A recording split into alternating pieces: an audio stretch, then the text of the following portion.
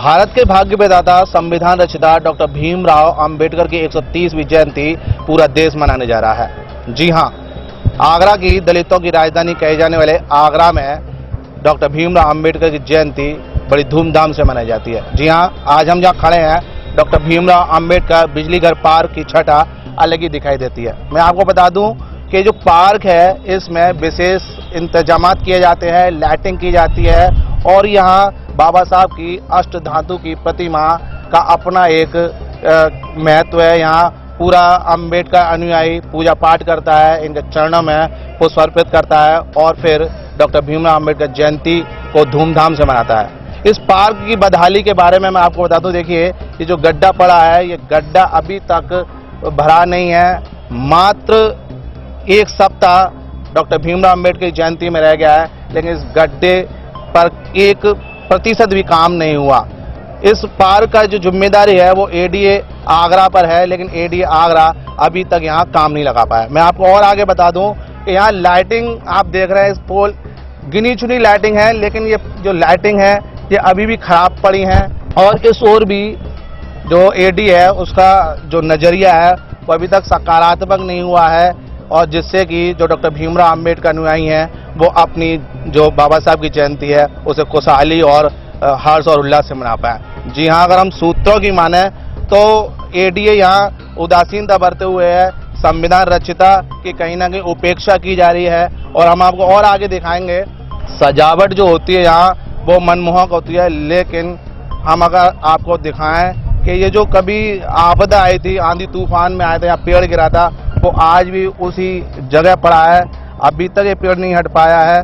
तो ये प्रमाणित करता है कि लोग किस तरह की मानसिकता रखते हैं इस पार्क के लिए और इस पार्क का सुंदरीकरण कहीं ना कहीं वंचित है सुंदरीकरण से। और सबसे बड़ी बात यह है कि यहाँ जो लोग हैं दूर दराज से आते हैं और डॉक्टर भीमराव अंबेडकर की जयंती को मनाने के लिए।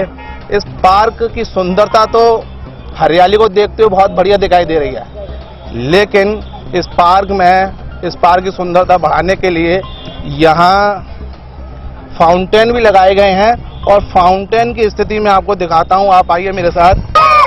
जिस व्यक्ति ने देश का संविधान लिखा और देश का भाग्य विधाता कहलाया है, ये वो शख्स है, उस शख्स की ये मूर्ति है जहाँ ये बहुत सुंदर फाउंटेन कभी बनाया गया था, लेकिन इस फाउंटेन की जो स्थिति है वो बदहाल बनी हुई है। यहाँ ना तो पानी है ना फाउंटेन है। 1 2 3 4 5 6 7 करीब 7 फाउंटेन इस पार्क में है, लेकिन इस फाउंटेन का संचालन नहीं हो पा रहा है।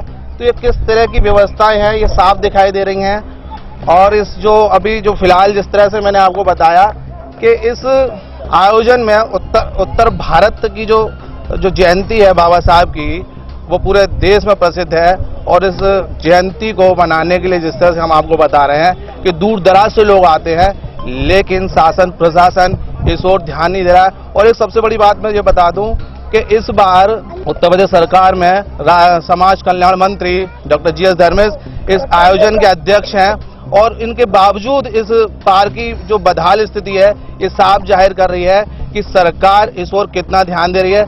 जी, हमारे साथ ऐसे शख्स जुड़े गए हैं जो इस पार्क का सुंदरीकरण और सजावट कराने में सहयोग करता रहे हैं। हम उनसे बात करते हैं कि अंबेडकर जयंती पर इस पार्क में जो बदहाली बनी हुई है वो क्यों बनी हुई है।